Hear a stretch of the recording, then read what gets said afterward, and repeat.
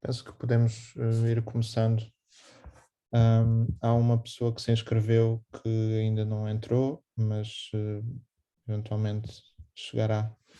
Entretanto, eu queria dar as boas-vindas a toda a gente que faz parte deste grupo de trabalho e também quem se inscreveu na sessão. E quem se inscreveu na sessão não fazendo parte deste grupo, nós estamos abertos a colaborações, não é? Portanto, se quiserem pensar em formas de colaborar com este projeto, que é mais vasto também do que este ciclo de seminários específico, a Transcendência do Ecrã. É um projeto sobre cinema e diálogo interreligioso. Se quiserem também pensar em formas de colaboração connosco, nós estamos muito abertos a que isso aconteça, portanto, mantenham-se em contacto. Estou a falar em particular para a Ana e para a Cristina, que não fazem parte do grupo e que se inscreveram, e muito bem, para assistir e participar neste seminário.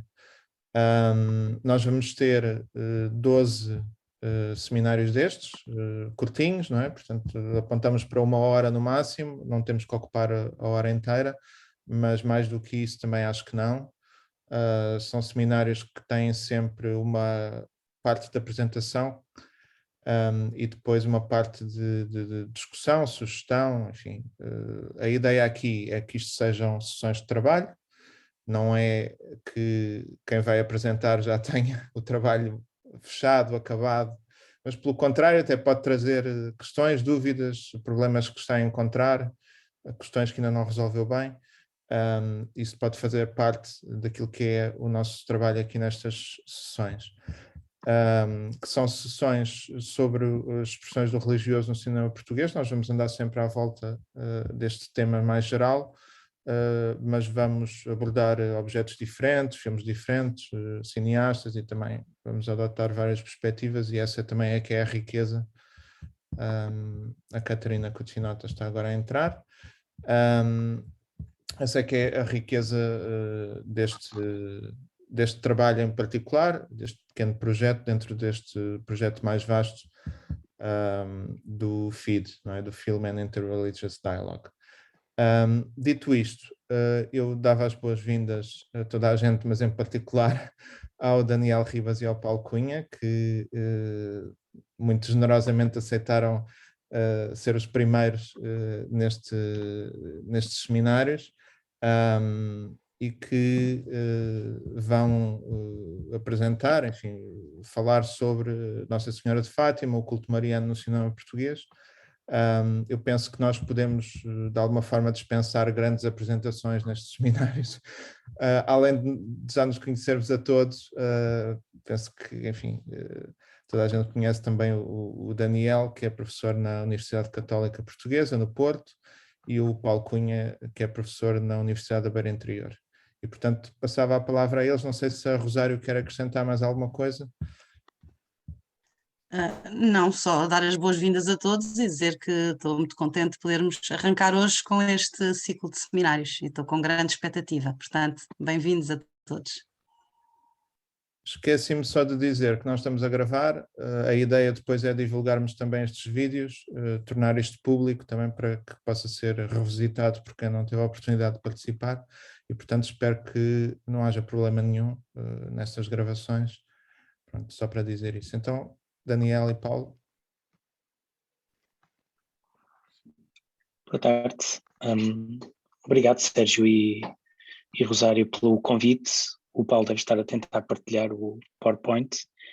Antes de ele partilhar, podemos dizer que este é um projeto, este é um trabalho nosso que já vem um pouco de trás, que nasce de um convite para participar num livro sobre precisamente religião e cinema, e nós propusemos fazer esta história do culto mariano no cinema português, sobretudo no cinema português de ficção. O capítulo já foi publicado há bastante tempo, por isso já apresentamos aqui filmes e outras ideias novas que já não estavam incorporadas nesse texto. Paulo? Olá a todos também, e naturalmente queremos agradecer ao Sérgio e à Maria do Rosário pelo generoso convite a estar aqui nestas sessões. Agrada-me muito esta proposta de sessões leves, mas assim com regularidade mensal, para nós também irmos ouvindo e conhecendo as pesquisas dos colegas do projeto, e estamos muito expectantes em relação aos resultados. Este texto foi publicado em 2011, mas foi escrito ao longo de 2010, numas visitas ao anime, porque na altura muitos dos filmes que nós trabalhámos ainda não estavam disponíveis noutro formato e só estavam disponíveis no suporte de película, e portanto foi também muito interessante essas viagens ao anime, porque permitia também um certo isolamento ali em Bucelas, a ver os filmes, e depois toda a logística de ir e voltar. O trabalho foi sofrendo algumas alterações, desde o nosso texto inicial, como era destinado a uma publicação nos Estados Unidos da América, houve muita coisa que acabou por sair da versão final, não é? por recomendação dos editores, mas que se calhar agora poderia ser interessante recuperar, que tem um pouco a ver também com essa relação específica entre os filmes e a própria história de Portugal, e enfim, com algumas especificidades sobre a própria mitologia portuguesa. Por exemplo, eu lembro que uma das partes que ocupava para 2 páginas do artigo era a relação de Fátima, da localização geográfica de Fátima, com o Nuno Álvares Pereira e o Santo Contestável, enfim, e claro, os norte-americanos não acharam aquilo assim muito pertinente para o texto e acabou por cair, porque era também algo que nos interessava muito explorar naquela altura. Essa relação dos filmes, não só as narrativas que estão nos filmes e também aquilo que é a construção diegética, as propostas narrativas dos filmes, mas também no contexto em que os filmes foram surgindo. E por isso é que dividimos então, resolvemos dividir esta apresentação, que servirá então de pretexto para a discussão, no antes e no depois do 25 de Abril. E se calhar vou começar agora então a partilhar, e eu falarei dos filmes que nós analisámos antes do 25 de Abril, e o Daniel analisará os filmes depois do 25 de Abril. Então, claro que o culto mariano não é algo exclusivo de Portugal, não é? O caso, por exemplo, de Lourdes é também um caso que tem muitas adaptações à arte, mas em particular também ao cinema. Mas nós achamos que havia, na altura, em 2010, achamos que era um tema interessante, pouco estudado, perceber, não é, essa figura, essa presença, não só da Nossa Senhora, Our Lady, mas também outro tipo de manifestações, sobretudo no pós-25 de Abril, dessa presença da Virgem Maria, do culto mariano e de toda essa carga simbólica dessa figura. Pronto, e naturalmente no caso português há um momento que é se calhar um momento no cinema, que é um momento que de alguma forma marca esta relação da Nossa Senhora com o cinema, que é naturalmente as ditas aparições, não é, de 1917.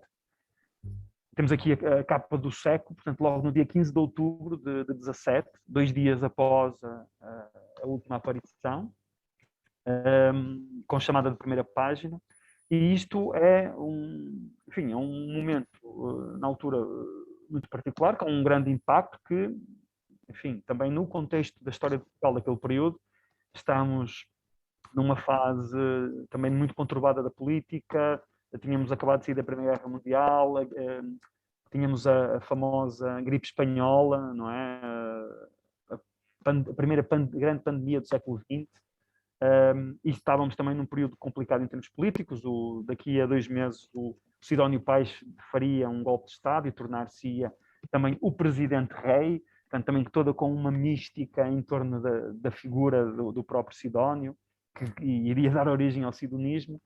E, portanto, isso foi algo que nos interessou muito, tentar perceber também todo este contexto socioeconómico, sociocultural, mitológico, enfim, do definhar da Primeira República. Mas, de facto, em termos cinematográficos, nós teríamos de esperar praticamente uma década para que o cinema de alguma forma abordasse o caso de Fátima, muito particularmente.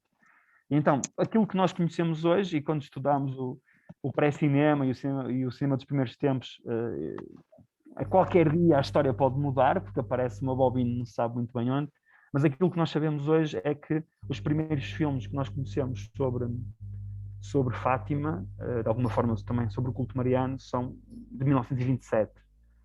São documentários, os dois primeiros. A nós, a mim e ao Daniel, interessa-nos sobretudo a ficção, também para perceber esse processo de construção criativo, não é? Mas é importante também assinalar aqueles que hoje sabemos serem os primeiros exemplos. O Rumo Maria a Fátima é um filme que, infelizmente, não sobreviveu completo, portanto, só existem 15 minutos, uma versão incompleta, que nos documenta, também com alguma ficção, uma peregrinação de algumas pessoas desde Lisboa até Fátima. E eu tenho aqui um frame, precisamente 3 pastorinhos, que estão, quando os peregrinos chegam a Fátima, nós vemos as paisagens de Fátima e aparece sugestivamente estes 3 pastorinhos, assim num descampado, não é? Portanto, é um documentário que retrata, então, em forma de diário, começa em Lisboa e nós vemos as pessoas entrar para os carros e, enfim, seguirem caravana, mas tem esta introdução destes momentos encenados com claras alusões àquilo que é a história que se foi canonizando, não é, das aparições de Fátima 10 anos antes. E no mesmo ano, a Cinemateca acredita, pelo menos, que este filme é de 1927. É um filme também sobre uma peregrinação, no caso, também é um filme que está incompleto, só restam 11 minutos. Ele está datado de 1927 pela Cinemateca e muito provavelmente é mesmo desse ano, porque estas imagens que nós vemos aqui, nestes casos, destes 2 frames, são imagens que também encontramos em muita imprensa da época, portanto, se não for de 27, pode ser de 28 ou de 26. No entanto, há outra circunstância que nos ajuda a colocá-lo em 1927. Ele foi produzido por uma produtora de Lisboa que sabemos que em setembro e outubro de 1927 esteve em Fátima a filmar as peregrinações. E esteve a filmar essas peregrinações porque iria usar essas imagens num filme que estrearia então em 1928. A produtora chama-se Melo Castelo Branco Limitada. O filme chama-se Fátima Milagrosa. Enfim, foi rodado em 1927 e no início de 1928 e foi realizado pelo Rino Loop e hoje é mais conhecido por ter sido a primeira aparição cinematográfica de Manuel de Oliveira. Portanto, Manuel de Oliveira, na altura, era aluno na escola de atores do Rino Loop e acaba por ser um das personagens secundárias deste filme. Este filme é uma história ficcional que nos conta uma história, que nos relata um episódio de conversão. Uma história de conversão de alguém que andava perdido e por obra e graça da Senhora de Fátima e por intercessão de uma crente, ela própria também seria curada. O Fátima Milagrosa fala-nos então deste milagre de Fátima, 10 anos depois das aparições, de um processo conturbado de reconhecimento e validação das aparições pela própria hierarquia da Igreja Católica Portuguesa. E o filme introduz, é um filme longo, tem 159 minutos, portanto, o que para a época era de facto um filme longo, e inclui muitas imagens documentais. Por exemplo, estas imagens que nós vemos aqui no filme chamado 13 de Maio, Fátima, são imagens que nós depois vamos reconhecer, sobretudo as imagens do frame de baixo. Há uma sequência em que a sequência da conversão com efeitos especiais em que o nosso, enfim, protagonista vai a caminho de Fátima e aparece-lhe uma imagem da Senhora de Fátima enquanto ele está a conduzir, portanto, com efeitos especiais, uma truncagem muito, muito bem feita para a época. E algumas destas imagens estão... nós reconhecemos durante o filme Fátima Milagrosa. O filme teve pouco impacto nas salas em Portugal. Naquela altura também não era enfim, não era um setor ainda muito desenvolvido, mas nós sabemos que anos mais tarde ele seria exibido também no Brasil, e isto é um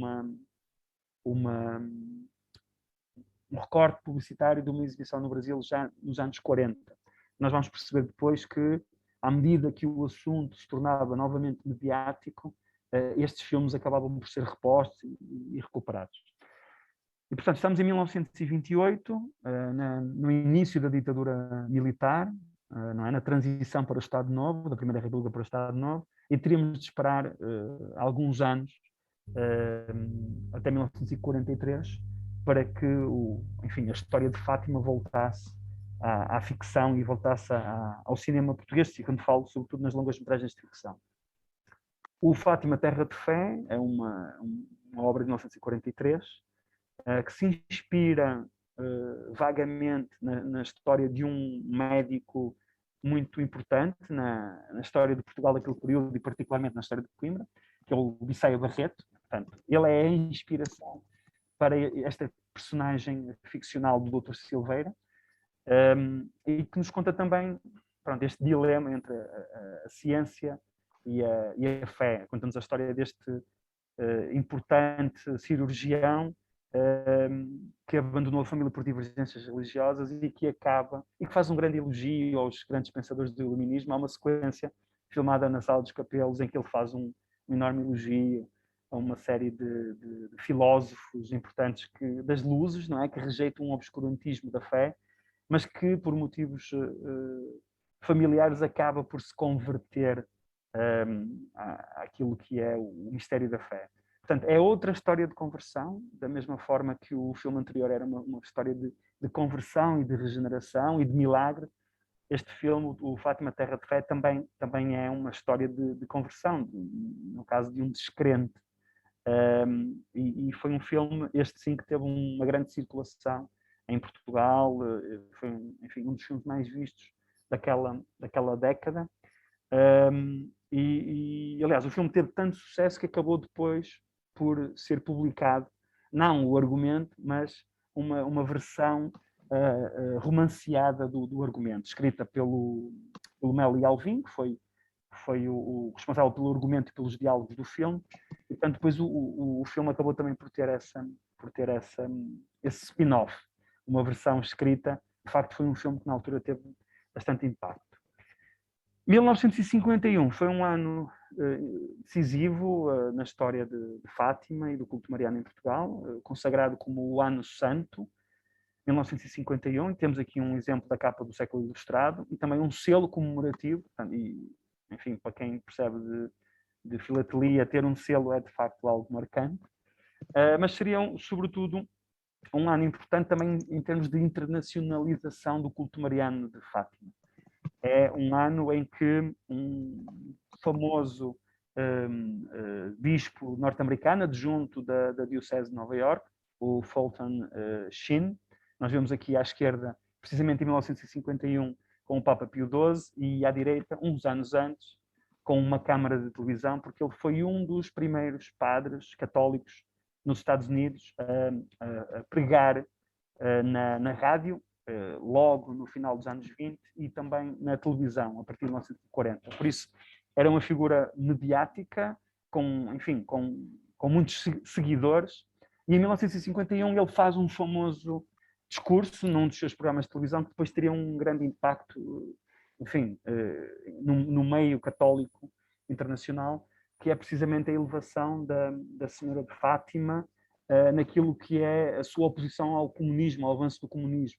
E então há uma famosa frase que ele diz que contra a Praça Vermelha os católicos terão sempre a Praça Branca de Fátima, em alusão aos lenços, pela cerimónia do adeus à figura.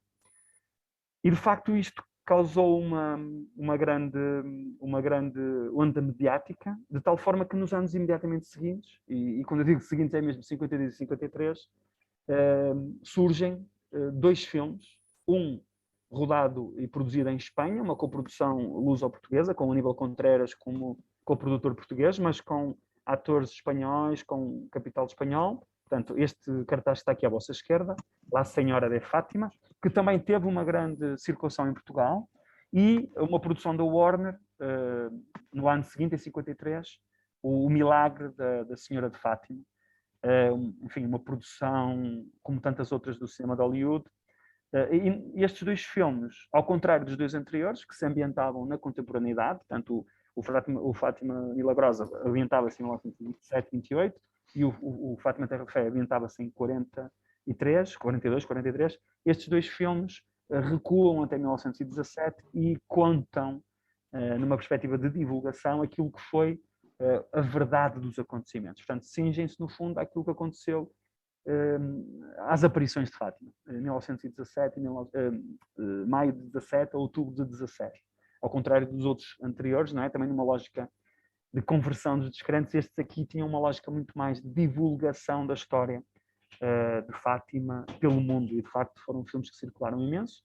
O Milagre da Senhora de Fátima, uma produção da Warner, naturalmente foi distribuída em praticamente todo o mundo, a Senhora de Fátima teve uma circulação sobretudo em países latino-americanos, também por essa particularidade, por essa proximidade da língua. Daniel? Obrigado, Paulo. De facto, depois desta introdução, esta fala do Paulo, que se dedica sobretudo ao pré-25 de Abril, há uma evidente colagem da maior parte dos filmes à narrativa mais oficial em relação às aparições e ao culto mariano, e a verdade é que a partir do 25 de Abril, com a instauração da democracia, esse discurso começa a ser colocado em causa. Este slide, Paulo, não tem a data do filme, eu também não sei de cor, mas eu sei que tu sabes. Sim, o filme foi rodado em 75, por isso acabou por sair em 76. Ok. Enfim, o Oliveira não é propriamente, este filme é de Manuel de Oliveira, não é propriamente o contestatário do regime, no sentido mais estrito do termo, por isso nós incorporamos este filme tendo em conta a própria reflexão que o Oliveira faz sobre, sobretudo, alguns elementos que o filme contém, como o facto de termos uma virgem que engravida e da ligação que esta gravidez tem com uma espécie de questão milagrosa ou de questão sobrenatural, como escrevemos aí. É de facto um filme que não lida diretamente com os eventos de Fátima, mas que achamos nós incorpora algumas das reflexões que o Oliveira fará em parte da sua obra sobre esta relação com, sobretudo, o milagre e o sobrenatural. Podes passar o slide seguinte, Paulo? Ou se queres dizer alguma coisa também. Queria só acrescentar, Daniel, desculpa, que é tu acrescenta. Uma adaptação de uma peça de teatro do José Régio, e portanto que também tem essa relação similar à do Oliveira, no caso não com o cinema, mas com a literatura, também de todo esse lado ascético e mítico, não é, da cultura portuguesa. Isso. Depois aparece um dos nossos grandes cineastas, cineastas místicos, digamos assim, que é o António de Macedo. Anarcomístico. Isso, obrigado, uma excelente expressão. Anarcomísticos, que é o António de Macedo, que faz, na verdade, 2 filmes, não sei, só estamos aqui a falar de um, mas corrige-me se estou errado. O Paulo também faz um filme chamado Fátima Story. Mas o Fátima Story é documental, por isso é que nós só falamos do... Sim, e o Fátima Story, à altura da nossa investigação, não estava disponível para visionamento por ter uma cópia particularmente degradada. As Horas de Maria é claramente uma obra em que o António de Macedo pretende discutir o fenómeno religioso de Fátima, embora num contexto bastante específico,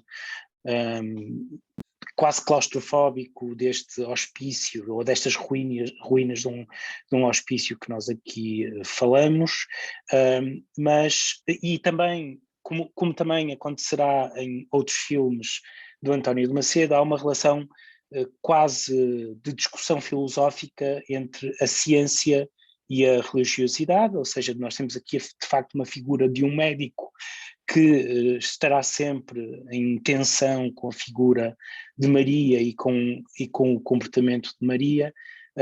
É de facto um filme bastante, digamos, potente em termos narrativos e em termos estéticos, rompendo com muitas das lógicas estéticas do cinema português, até do cinema português do novo cinema. E foi um filme que à época nos anos 70 e 80 ainda existiam disto, ainda existia grande sobressalto público, hoje em dia já não existe, e por isso as Horas de Maria teve uma recepção bastante polémica quando foi exibido. Na verdade, não sei, Paulo, tu sabes sempre estas histórias todas, não sei se há aí alguma mais específica houve do que só isto. um apelo expresso da hierarquia católica a que os católicos não vissem o filme, e alguns grupos organizaram vigílias e piquetes à porta dos cinemas, apedrejando espectadores mais resistentes, e enfim, houve uma série de acontecimentos. Está muito bem documentado no filme do João Monteiro sobre o Macedo dos intestinos. Ok, Paulo, podes passar para o seguinte. Ok, depois, durante os anos 80, 90, quer dizer, durante toda a parte democrática, nós vamos dividir só apenas em dois fenómenos, diria eu, isto é, cineastas portugueses que nós até conhecemos e que se interessaram pelo fenómeno, e outros filmes, quase todos eles todos com coprodução portuguesa, e dos quais mostramos aqui três, provavelmente dos mais conhecidos. Tivemos ainda agora um muito recente, de 2020, aquele de 1997 foi provavelmente uma das primeiras tentativas de fazer um filme sobre o fenómeno de Fátima com atores muito conhecidos do panorama português, como a Catarina Furtado, o Diogo Infante ou Joaquim de Almeida, e, na verdade, aquilo que se sente nestes filmes é que são filmes, sobretudo, muito descritivos do fenómeno, descritivos do ponto de vista histórico, mas também tentando manter uma certa narrativa cultural sobre uma certa Portugalidade, que tem Fátima e o fenómeno de Fátima como centro, e o fenómeno religioso como centro, mas que também nestes filmes vai tentando incorporar outros elementos, como por exemplo, creio que no filme de 1997, pelo menos a presença, por exemplo, do fado como música central no filme. Por isso, estes filmes que vão surgindo e que lidam diretamente com a narrativa oficial do fenómeno de Fátima, pretendem claramente vincar um lado cultural que para os realizadores e para os autores parece já estabelecido enquanto história, digamos assim, da identidade portuguesa e da identidade nacional. Os filmes teriam também alguma pretensão para uma certa exportação, por isso também há aqui uma relação claramente daquilo que podemos chamar uma certa banalidade destas narrativas culturais, acentuando pequenos pormenores pitorescos ou exóticos e acentuando a narrativa mais clássica sobre o fenómeno de Fátima. Seguinte, Paulo. Obrigado. Citaremos ainda mais dois filmes. O Milagre segundo Salomé é talvez um dos primeiros filmes que se ocupa especificamente do fenómeno de Fátima e tentando, e ocupando especificamente, utilizando uma reconstrução histórica. É um filme com muito production value em termos da reconstrução histórica. É um filme do Mário Barroso, que foi diretor de fotografia do Manuel de Oliveira e de outros cineastas durante muitos anos, e que de facto tenta com o filme pelo menos fazer esta reconstrução histórica de uma forma bastante exemplar. Contudo, o Mário Barroso vai propor uma narrativa alternativa, digamos assim, e simplificando um pouco toda a complexidade do filme, obviamente, esta narrativa alternativa está até explícita aí nesses 2 fotogramas que vocês podem ver. É a narrativa de que terá sido esta figura feminina que nós vemos aqui a aparecer no sopé da montanha, neste dia de sol, e na verdade esta figura feminina, esta cena acontece mais ou menos a 2/3 do filme, digamos assim. Esta figura feminina era na verdade uma prostituta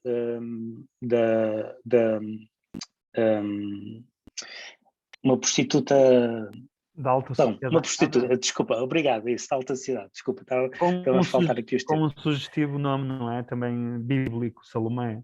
Sim, exatamente. Obviamente que a maneira como eu próprio estou a dizer, se calhar simplifica demasiado a construção narrativa que o Mário Barroso faz, que me parece bastante mais complexa, mas o mero facto de propor que a aparição tenha sido a aparição de uma prostituta é bastante curioso no contexto desta reavaliação do mito mariano. Queres acrescentar mais alguma coisa, Paulo, deste filme? Não. Não, acho que não, obrigado. Ok. Finalmente, terminamos com provavelmente o filme mais recente, se retirarmos aquele tal Fátima mais comercial, digamos assim, um filme mais recente que faz uma relação mais direta com o culto mariano, o Fátima, também literalmente Fátima, o filme do João Canijo, e neste caso o filme parte precisamente de uma longa premissa que o João Canijo tem procurado investigar e procurado mostrar, que tem a ver com as grandes questões que afetam a mitologia cultural portuguesa. Obviamente que essa mitologia cultural faz parte da grande religiosidade. Aliás, isso é um elemento que permanece em quase todos os filmes do João Canijo.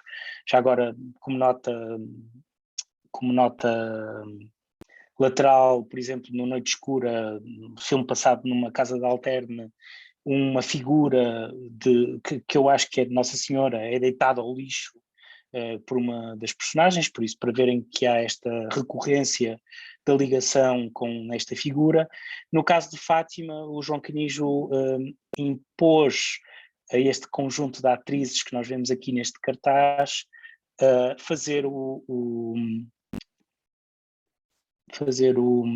Peregrinação. desculpem, a peregrinação, obrigado, fazer a peregrinação que pode, aquela peregrinação que é mais longa em território português. Portanto, a premissa é mesmo essa, como fazer a maior peregrinação em território português, partindo de Vinhais, em Trás-os-Montes, e filmando sobretudo a peregrinação e filmando este conjunto de personagens na interação que estabelecem entre elas, personagens, e também a forma como este percurso, que é um percurso também fisicamente muito exigente, permite pelo menos exigir uma certa devoção ou uma certa ligação que estes personagens têm a alguma coisa que que está para além delas. Ou seja, de certa forma o João Canijo assume aqui no filme que esta peregrinação é em si mesmo um elemento relevante da, do comportamento destas personagens. O filme vai misturar depois elementos ficcionais com documentais, em todo o caso, que é algo que também perdura em quase toda a obra do João Canijo, mas com a cereja no topo do bolo, que é o filme termina precisamente num 13 de maio, creio eu que é mesmo 13 de maio, e na chegada deste grupo de personagens a Fátima, e é esta mistura bastante complexa entre estar num 13 de maio em Fátima com a carga emocional que um 13 de maio em Fátima tem, mas também com o facto do próprio filme estar a terminar a sua rodagem e estas pessoas, estas atrizes terem terminado um périplo fisicamente extenuante até no percurso que fizeram. Creio que é isto que eu queria dizer-vos. Muito obrigado. Sobre a Fátima do João Canijo, sim. Okay. Deixa-me só terminar, Sérgio, de que obviamente aquilo que nos interessa e que o Paulo também acentuou muito no início tem a ver com a forma como os filmes dialogam culturalmente com o fenómeno e dialogam de forma muitas vezes complexa, não apenas de serem a favor ou contra, mas discutindo de uma forma bastante mais séria, e eu penso que isso se sente bastante nos filmes pós 25 de Abril. Muito bem. Então, agradeço ao Paulo e ao Daniel esta apresentação. Eu não sei se alguém tem alguma pergunta que queira fazer ao Paulo e ao Daniel. Parece que o gato tem, não? Parece que sim.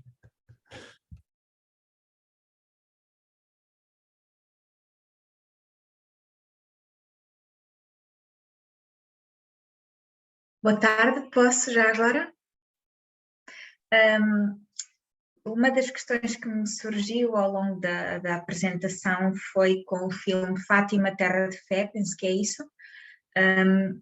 Quais são os principais argumentos, as principais razões apresentadas no filme para um descrente virar crente através de Fátima? É uma tragédia, não é? Portanto, o Dr. Silveira é um homem da ciência e há vários momentos em que ele tenta combater a fé das pessoas que o rodeiam, a família, e ele separa-se da família, não é separa-se, mas ele distancia-se muito da família, porque a família é muito crente. E, portanto, ele também mantém uma, enfim, relação com diversas pessoas que vão sofrendo, órfãos, ou seja, pessoas que vão sofrendo daquilo que são também males da sociedade. E há um momento que é um momento de viragem. Ele é sempre esse defensor da razão, do raciocínio, da ciência, da verdade, do iluminismo. E há uma cena central, como eu referi há bocado, na Sala dos Capelos, onde eu acho que é o Voltaire, ele disserta em torno do Voltaire, está lá um busto do Voltaire, enfim. O que é que acontece? Um familiar dele, uma criança, não é filho, mas é sobrinho ou qualquer coisa, tem um acidente. E nesse acidente está às portas da morte. Ele é assistido, é levado para o hospital e os médicos dizem que não há salvação para o rapaz, ele não, enfim, sofreu ferimentos muito graves e vai morrer. E nesse momento de desespero, ou seja, já não há, a ciência não pode fazer nada pela vida desta criança, ele pega na criança e leva até Fátima. Então o momento da conversão é quando ele chega a Fátima, também num 13 de maio, assim, num dia com muita gente, não é? Que Fátima está com muita gente, é a chegada dele, como a Maria a receber o Jesus da cruz, não é? Quando ele sai da cruz, é essa imagem, uma espécie de uma pietà, em que ele chega com a criança e a criança recupera milagrosamente, não é? Esse o milagre, e isso é a prova que lhe faltava, que de facto, por muito que a ciência tenha razão, há razões que a própria razão desconhece, não é? E, portanto, e no fundo, a ideia do filme e aquilo que o filme tenta passar é que estas coisas não são contraditórias. Ou seja, as pessoas da ciência também podem ter fé, e as pessoas da fé não se podem refugiar só na fé e na crença, mas também têm de acreditar na ciência. E é uma espécie de enfim, como o Estado Novo muito bem, como o Estado Novo queria, não é? Impor essa narrativa de que as coisas são conciliáveis, vem no espírito do corporativismo, de que tudo é conciliável e as coisas não são antagónicas, etc. Pelo menos filosoficamente e no campo das ideias. Mas era no fundo isso, é que aquele homem não precisou de abdicar daquilo que era um médico, cientista, alguém que ajudava as pessoas através da sua formação, mas que também não precisava de ser um ateu, não é? Um cético, pronto. E há lugar para tudo. Pronto, e claro, os caminhos do Senhor são misteriosos, não é? E revelam-se. E isso é um percurso, há um texto muito interessante, eu acho que é do Álvaro Garrido, agora não tenho a certeza, mas acho que é do Álvaro Garrido, que é precisamente sobre a ligação entre a figura deste Dr. Silveira e a figura do Bissaia Barreto, um médico de Coimbra, uma das grandes figuras do assistencialismo social naquela fase inicial do Estado Novo, e ele também teve um percurso similar àquele que é ficcionado na personagem do Dr. Silveira. Eu acho que é do Álvaro Garrido o estudo, que foi, enfim, já não... Eu li-o há 20 anos atrás, quando fui aluno do professor Reis Trugal, e lembro-me que foi um dos textos que era uma análise a esse filme específico, à luz dessa comparação entre esta figura do Dr. Silveira e do Bissaia Barreto. Ok, obrigada. Não sei se há mais alguém, além da Sofia, a quem agradeço a questão. Eu queria só colocar uma questão, queria agradecer ao Paulo e ao Daniel pela apresentação e por esta investigação histórica. Tinha só duas questões muito breves. Primeiro, fiquei com curiosidade de saber se a primeira coisa que há registro, ou pelo menos nós temos acesso em relação a Fátima, já é de 1926, 1927, não há nenhum registro anterior. Ou seja, eu sei que a partir do momento em que se começou a falar das aparições, em Fátima começaram-se a juntar muita gente, não é? E no 13 de outubro havia uma multidão, algumas fotografias até disso. Não há, isso sempre me intrigou, é uma mera curiosidade histórica, não há nada filmado sobre aquele dia ou sobre alguns daqueles dias que se tenha conhecimento. Isso é mesmo uma curiosidade histórica. Ou ainda está a ser descoberto, ou não sei, pronto, era uma questão muito, muito específica e curiosidade histórica. A segunda questão tinha a ver com que se vocês conseguissem resumir em 2 ou 3 palavras qual é a relação do cinema português, há várias, não é? Já vimos aqui que há várias, há uma evolução histórica, antes do 25 de Abril, depois do 25 de Abril, com Mário Barroso, fazer aqui uma coisa relativamente até subversiva ou questionando, mas há sempre aqui uma questão muito delicada de Portugal com Fátima, que também tem a ver com uma questão de fé, em que eu acho que nenhum destes filmes acaba por questionar de alguma maneira, não é? Se calhar todos eles trabalham com perspectivas diferentes, mas há um cuidado em relação a Fátima, ou colocando num lado de facto houve uma aparição, ou há fé que acredita que essa aparição existiu e, portanto, ou por um lado ou pelo outro, há sempre esse enorme misticismo associado a Fátima em qualquer um dos filmes, desde os primeiros, que são meramente descritivos e documentais, até aos mais subversivos, como este do Mário Barroso, ou estou a ver mal, e eu só gostava de perceber qual é que era essa perspectiva geral do cinema, no fundo, português, sobre esta questão de Fátima. Se há esse traço comum que passa por apesar de tudo, por uma grande crença na fé, não é? Parece-me que todos estes filmes há aqui uma crença qualquer, nem que seja na fé. Não sei se estão de acordo, o que é que pensam sobre isso? Daniel, se me permites, eu respondia já à primeira pergunta, está bem? E depois a outra parece-me que é mais, enfim, já é mais subjetiva, podemos depois falar um bocadinho. Patrícia, foi como eu disse, aquilo que chegou até nós hoje, as primeiras imagens são essas de 1927.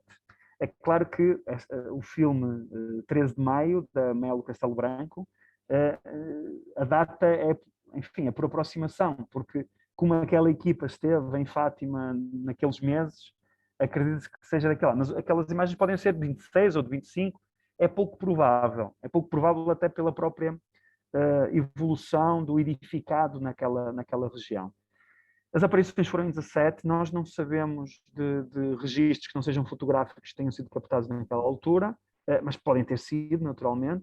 E quando nós trabalhamos com a história, sobretudo do cinema mudo, isso às vezes é muito recorrente, numas obras quaisquer que se façam num edifício qualquer mais antigo, aparecem umas bobines e quando se dá por ela está lá uma coisa.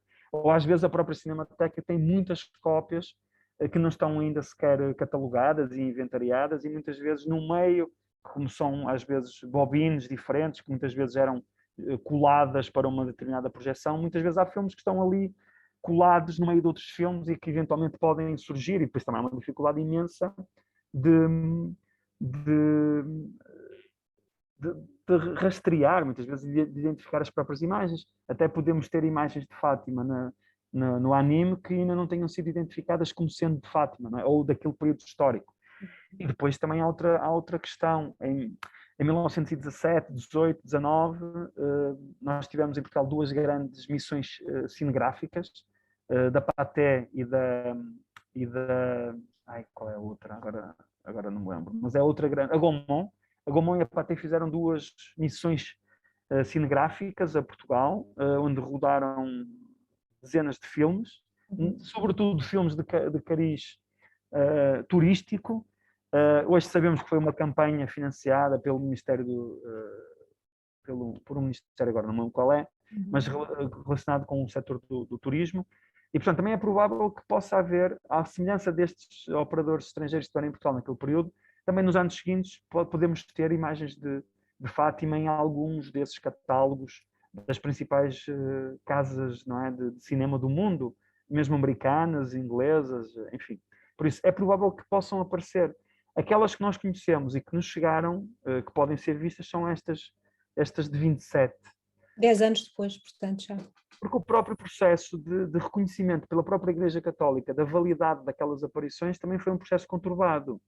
Não foi assim uma coisa automática. Houve, enfim, foi precisamente essa adesão popular que rumava todos os anos, naquelas datas mais simbólicas, que acabou também por...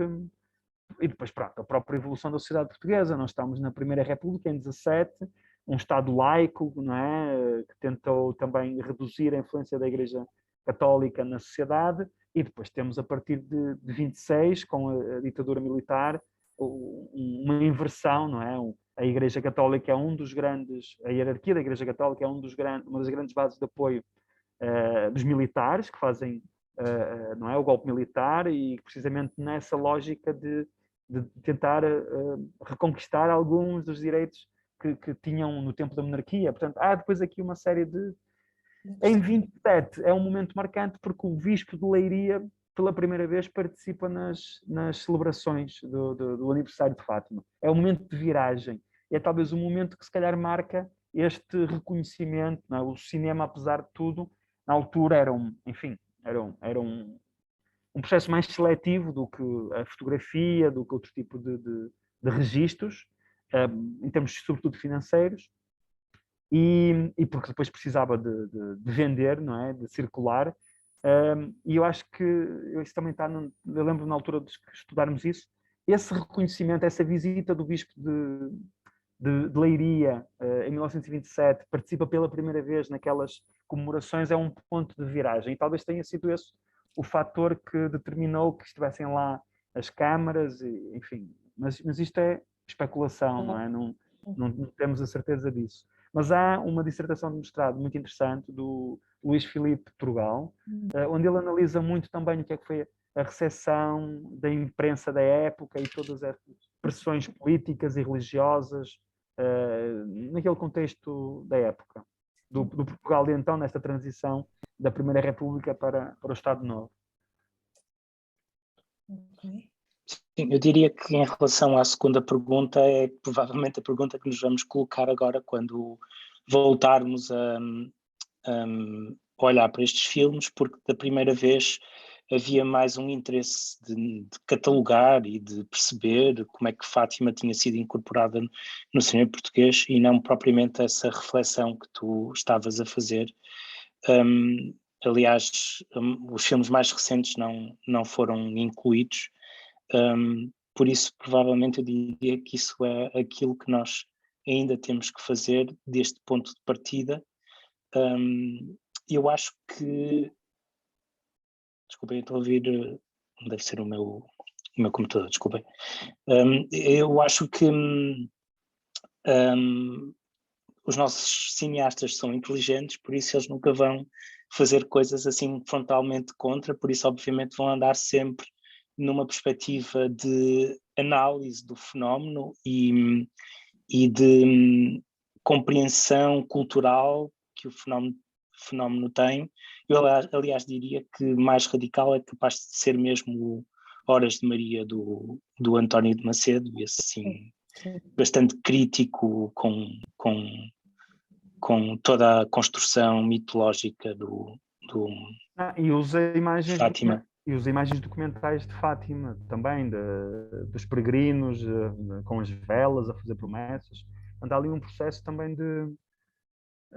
Mas já agora, como curiosidade, a sensação que eu tenho, é uma intuição que eu tenho, por exemplo, voltando outra vez ao João Canijo, que de facto é alguém que tem uma posição muito, muito crítica sobre qualquer coisa que se aproxime desta ideia de ser português e que tem uma posição muito crítica em relação a Fátima. Eu acho que ainda assim, quando ele foi obrigado a fazer, não propriamente os 400 km, que eu acho que ele não fez os 400 km, mas quando ele fez a peregrinação a pé, sei lá, que tenha sido 100 km, eu acho que houve qualquer coisa nessa pesquisa que o levou não a reconsiderar, mas a perceber que o fenómeno é muito mais complexo do que uma mera um mero como dizer, uma mera institucionalização da questão de Fátima.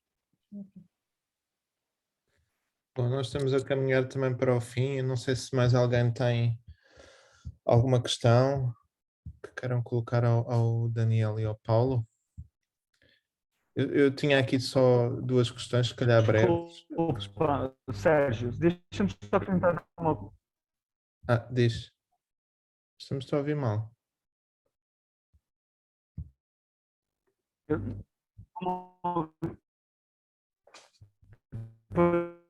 Falou, é que nós trabalhamos sobretudo com a ficção, porque interessava-nos também perceber mais, não é, esse processo de ficcionar o real, mas, por exemplo, se olharmos para a produção documental, encontramos muito mais títulos e, enfim, também com uma componente muito mais documental, de reportagem, que tentam documentar as celebrações em cada altura do ano específico, as peregrinações, aspectos também muito interessantes sobre outros pontos de vista, mas há um arquivo, um espólio que eu acho que também poderá ser muito útil em relação a isso, que é o da RTP, não é? Que na altura que nós fizemos a investigação não estava de todo disponível e eu, enfim, de vez em quando vou lá espreitar o que é que vai surgindo e há lá muita coisa sobre Fátima, não é? Que também pode ajudar, se calhar, a fazer essa leitura mais direta com aquilo que vai acontecendo na sociedade. Na altura foi um arquivo que nós pusemos logo de parte pela dificuldade de acesso e pronto, e também porque nós queríamos trabalhar sobretudo com ficção. Ok, muito bem. Então, pronto, como eu estava a dizer, só duas breves perguntas, às quais espero que vocês também respondam de uma forma breve. A primeira é pelo facto do Paulo também ter falado sobre o discurso do Fulton Sheen, e parece-me, pelo menos daquilo que eu conheço, eu não conheço todos os filmes que foram mencionados, mas parece-me que essa leitura muito ideológica do fenómeno de Fátima não aparece muito nos filmes. Aparece o contexto histórico, estou-me a recordar, por exemplo, deste filme mais recente, 2020, que aliás, até complementando aquilo que foi dito, é um filme que também coloca a questão do ceticismo, não é? Através daquela personagem do Harvey Keitel, que serve um bocadinho como guia do espectador, não é? Portanto, é alguém que está sempre a avaliar aquilo que é dito, se é verdade, se não é, e que tem uma posição muito cética sobre o fenómeno. Mas o contexto histórico, nomeadamente da Primeira Guerra Mundial, aparece muito nesse filme, mas nunca esta outra questão que tem muito a ver também com o contexto da Guerra Fria, não é? Na qual o Fulton Sheen também foi uma figura importante nos Estados Unidos. Essa é a primeira questão que eu deixava, se há ou não esse reflexo nos filmes. Tanto quanto eu sei, não existe.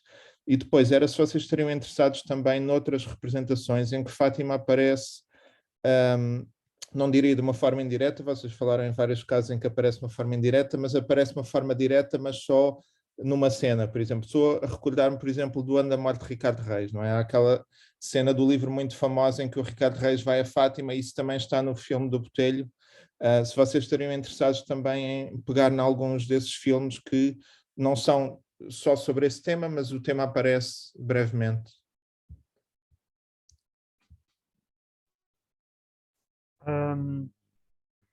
Atenção, a nossa pesquisa não foi sobre Fátima, era sobre o culto mariano. Só que, claro, o protagonismo de Fátima é visível, como vemos aqui. E a maior parte dos filmes estão relacionados diretamente com Fátima. Mas o caso do Oliveira, do Régio, do Benilde, é um filme que não tem nada a ver com Fátima, não é? É um filme, mas há ali claramente uma figura mariana e era nesse sentido. Por isso, sim, claro que sim. Outras figuras, eventualmente noutros filmes, agora também não me estou a recordar, mas sim, essas referências que surjam à figura mariana, não é? Ao culto mariano, da Virgem, isso parece-me que é algo interessante, que deve ser naturalmente reconsiderado. Eu lembro-me que um terço do nosso texto original foi cortado pelos editores, precisamente porque tinha muitas destas questões que não eram centrais para eles. Enfim, e para nós interessava-nos muito na altura explorar, não é? E precisamente mostrar que é algo muito complexo. Não se trata só aqui de ver essa relação direta com o Estado Novo, com o 25 de Abril, etc. Mas é perceber que são fenómenos muito, muito complexos, com várias camadas, e é claro, o contexto de produção é muito importante, mas também o próprio percurso dos realizadores, dos produtores, como é que surgem. Por exemplo, no caso do filme espanhol, O Senhor de Fátima, ele é escrito pelo Vicente Escrivá, que é um argumentista que escreve muitos outros filmes rodados na época em França, em Espanha, sobre grandes figuras da história, não só religiosa, mas militar e política.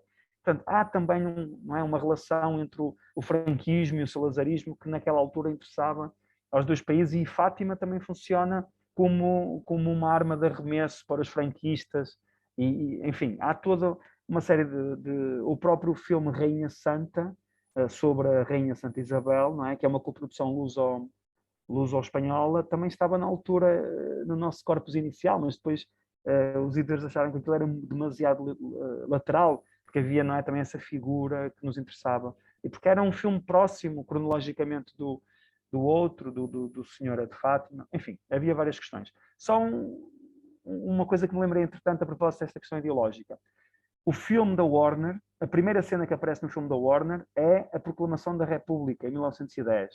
Portanto, o filme tem um pequeno introito de 1 minuto, nós vemos Lisboa, 1910, a bandeira da monarquia a ser substituída pela bandeira da República, e depois damos um salto temporal para 1917 e andam uns pastorinhos lá na Cova da Iria, não sei o quê. Portanto, há muitas vezes essas pequenas relações, e aquilo não parece que tenha sido apenas um marco temporal, porque é distante, de 1910 para 1917, parece-me que é também, sobretudo, esse marco mais do que temporal, talvez ideológico, não é? De uma mudança política, de uma revolução política. O narrador diz qualquer coisa, já não me lembro agora o que é que diz, mas é uma referência assim muito, muito breve.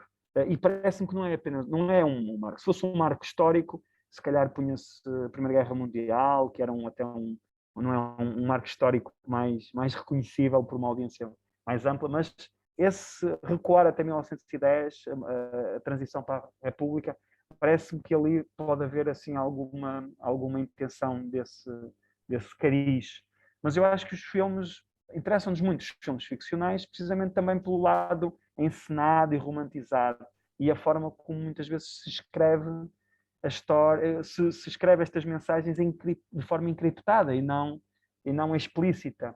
E isso pronto, é algo que nós agora também nos interessa muito explorar. E voltar a estes filmes, tantos anos depois, agora também com outras perspectivas, parece-nos um excelente desafio para os próximos meses. Eu só acrescentaria que, por favor, se virem algum filme que tenha alguma relação com Fátima Oculto Mariano, avisem, que é para a gente não perder nenhum e não nos faltar nenhum filme. Eu por acaso estava-me a lembrar muito rapidamente, Sérgio, não sei se ainda temos tempo, eu nunca ouvi, nem sei se não é um filme, certamente não será de ficção, é capaz de ser um documentário, mas eu nunca ouvi. Mas eu lembro-me de ler um livro do Moisés Espírito Santo, Os Mouros Fatimidas e as Aparições de Fátima, não sei se sabem qual é. O Moisés Espírito Santo é professor de História da Religião na Nova, e tem um livro publicado pela Assírio, em 90 talvez, que se chama Os Mouros Fatimidas e as Aparições de Fátima, não é? Porque parte desta premissa engraçada que Fátima tem esta ideia desta ligação, não é? Que também terá aqui uma mensagem subliminar ecuménica, ou seja o que for, porque Fátima é o nome da figura feminina mais importante do Islão. Então é engraçado, numa perspectiva católica ou religiosa, pensar porque é que, se Nossa Senhora apareceu, escolheu ficar conhecida pelo nome da figura mais importante do Islão. Então há este lado de Nossa Senhora de Fátima, e se chama num sítio chamado Fátima. Então o Moisés Espírito Santo tem esse livro, Os Mouros Fatimidas e as Aparições de Fátima, em que vai fazer uma espécie de fotografia das aparições ali. A cova de Iria em árabe quer dizer aparição. Portanto, parece que há registros de aparições ali muito mais antigas, etc. Esse lado é engraçado. Por alguma razão, isto chegou, e os Fatimidas são xiitas, não é? Os Mouros Fatimidas estiveram na Península Ibérica durante 700 anos, ele faz essa história toda, eu acho que o livro é fascinante, o livro dele é fascinante, mas depois tem esta coisa com graça, é que são xiitas e aquilo por alguma maneira chegou ao Irão. E vieram iranianos cá fazer um documentário sobre Fátima, passou na televisão iraniana, e acho que a seguir a isso, em 90 e poucos, houve assim umas peregrinações muito grandes de Fatimidas a Fátima. Podia ser engraçado procurar esse filme, eventualmente, iraniano, sobre Fátima, não sei, agora lembrei-me, eu não sei qual é, nunca ouvi, só sei a referência a partir